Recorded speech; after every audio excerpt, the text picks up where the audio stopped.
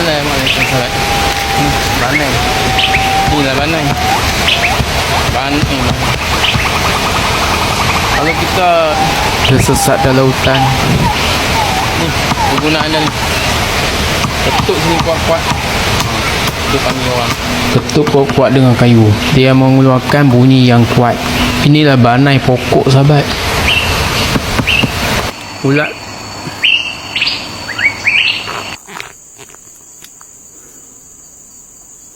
Kampung sahabat panggil apa ni? Panggil ulat telong. Ulat telong sahabat. Tu. Tapi kalau kita sentuh dia, dia akan jadi bulat.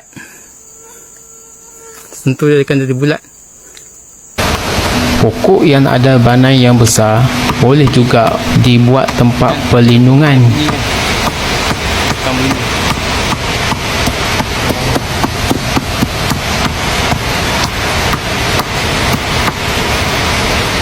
Dapat sesuatu daripada WTT ni sahabat. Semoga bermanfaat.